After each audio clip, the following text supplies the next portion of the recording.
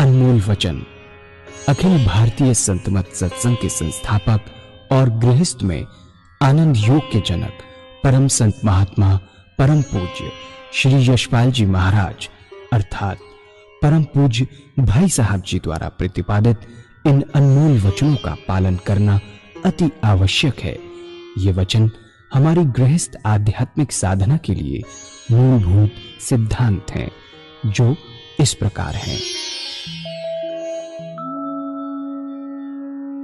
हम दुनिया की हर चीज की कीमत आंकते हैं, अपने मानव जीवन की कीमत भी जाने व परमात्मा की प्राप्ति हेतु साधना करें।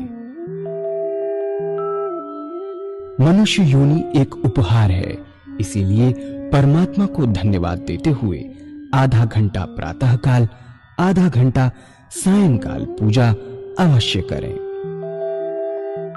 सत्संग, सतनाम व सद्गुरु को प्राथमिकता देते हुए इसी के आधार पर ध्यान योगाभ्यास अवश्य करें व गृहस्थ के कार्यों को परमात्मा का कार्य समझकर उसी की याद में संपन्न करें। हर समय ये ध्यान रहे कि गुरु कृपा द्वारा परमात्मा की पवित्र सत्ता का हमारी आत्मा में वास है, अतः मन में निरंतर अपने इष्ट देव का जाप करें। मान सम्मान की इच्छा ना करें व अपमान से दुखी न हो। परमात्मा के अतिरिक्त किसी और का भय न करें। दूसरों की बुराई न करें, न सुने, सत्य व मधुर बोलें, अश्लील शब्द मुंह से ना निकालें, सभी से नम्रतापूर्ण व सुंदर व्यवहार करें। धर्म पत्नी के अतिरिक्त अपने से बड़ी से माता जैसा, बराबर की से बहन जैसा व छोटी से पुत्री जैसा व्यवहार करें।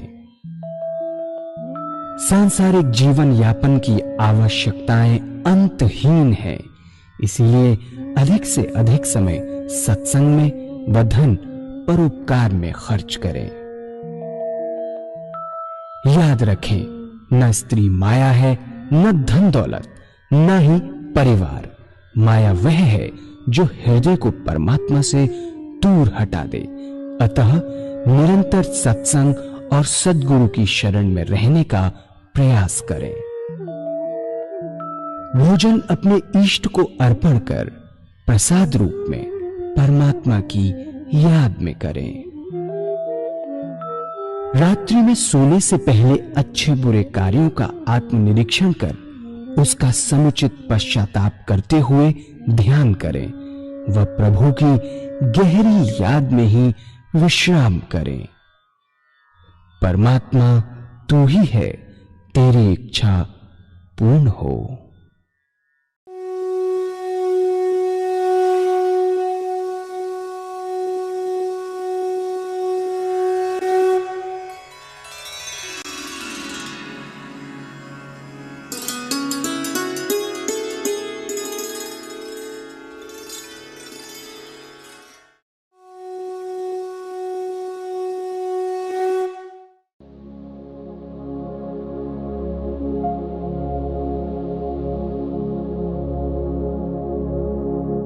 जय सद्गुरुदेव जय पद शरणं श्रेयस्वरूप चरणों शरणं। जय सद्गुरुदेव जय पद शरणं श्रेयस्वरूप चरणों शरणं। ये सत्य सत्संग का महत्व है। आपका मन घर पर नहीं लगेगा, जैसे ही साथ मिलेगा आपको कुछ समय बाद अपने आप आपका मन लगना शुरू हो जाएगा, बगैर कोशिश किए। सत का साथ सत्संग, इसलिए ये सिस्टम बनाए गए हैं। आध्यात्मिक किताबें महाराज जी ने सब साधकों के लिए लिखी हैं। साधक के साधना के अलावा कुछ भी नहीं है उसके अंदर। बहुत इम्पोर्टेंट लिटरेचर हमारा है। इसका पठन पाठन जरूर करना चाहिए। आपको पता लगेगा कि किस स्टेज पर हम बैठे हुए हैं। ये अनुभव किया, पढ़ा कि है कि नहीं है। जितनी स्टेज आपकी बढ़ती चली जाएगी मेडिटेशन में, उतने शब्दों के अर्थ बदलते चले जाते हैं, समझ और अच्छी होती चली जाती है। ये इन चीज़ों का फायदा है, हर चीज़ का।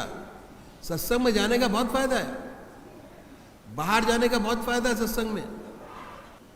अपने अंदर जो परमात्मा की याद की लौ है, उसको जलाए और जलाता रहे।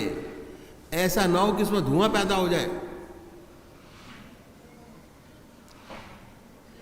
त्याग है शरीर का, त्याग है समय का, त्याग है धन का। ये सब त्याग हमें अपनी लौ को कायम रखने में मदद करते हैं। और सबसे ऊंचा त्याग क्या है? मन निरंतर परमात्मा की याद में लगा रहे, एक क्षण को भी इधर उधर ना हो। यह है सबसे ऊंचा त्याग मन का। ऐसी लौ उसके नाम की लगी रहे कि निरंतर जलती रहे, तब हमारे हृदय का अपना दीपक जल जाएगा। अब तो गर्मी यहां से मिली, बाहर निकले गर्मी खत्म, निकलते ही क्या है कि अगर ये प्रोसेस करते रहेंगे तो आपके अंदर भी आपका हृदय का दीपक जल जाएगा और फिर दूसरे चिरागों को जलाएगा। अध्यात्म का रास्ता, उसमें से एक चिराग अनेक चिराग जलाता है। दिवाली के रोज एक चिराग से अनेक चिराग जलाते हैं। जब आपके हृदय में उस परमात्मा के प्रेम की लौ जागृत हो जाए, तो जो दूसरे दीपक आएंगे आपके संपर्क में, जो भी आएगा उसमें भी वह रोशनी प्रकट हो जाती है, लौ जागृत हो जाती है।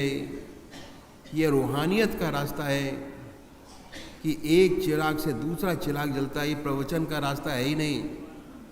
इससे तो खाली प्रेरणा मिलती है, भागवत करने से प्रेरणा मिलती है, स्पिरिचुअलिटी नहीं आती।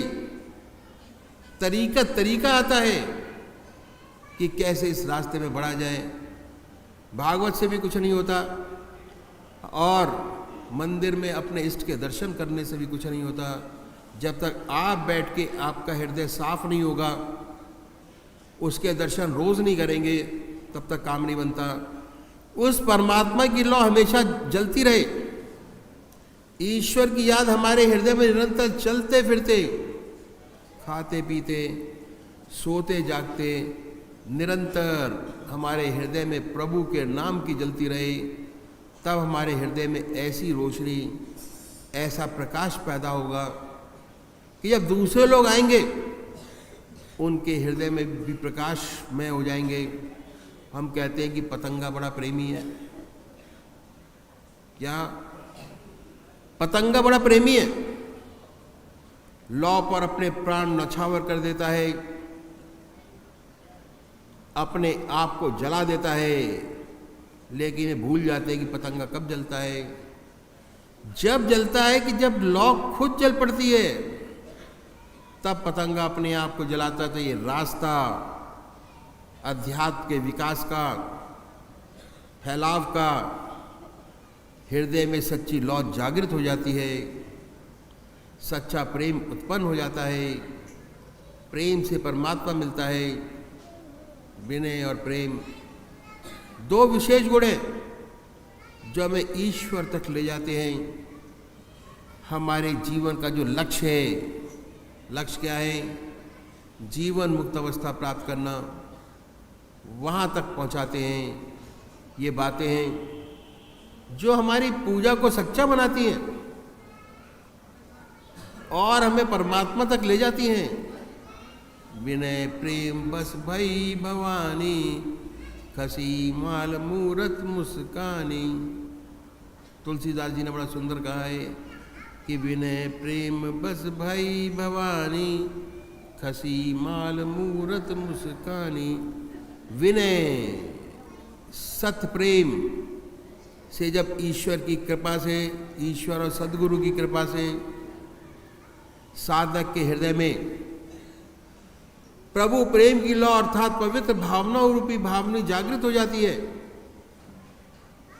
भावना जागृत हो जाती है, समस्त बल विक्षेप का नाश हो जाता है। हृदय निरंतर प्रभु प्रेम में सराबोर डूबा रहता है। आत्मीय अवस्था प्राप्त हो जाती है। साधक शांतित हो जीवन मुक्त अवस्था में ज्योतिर्मय बना रहता है। यह है विनय प्रेम बस भई भवानी, खसी माल मूरत मुस्कानी।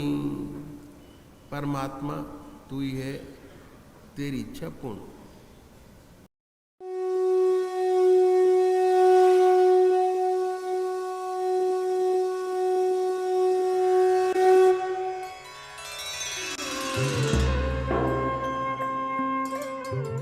ध्यान योग के कार्यक्रम आनंद योग से निशुल्क जुड़ने के लिए संपर्क करें 9810239677।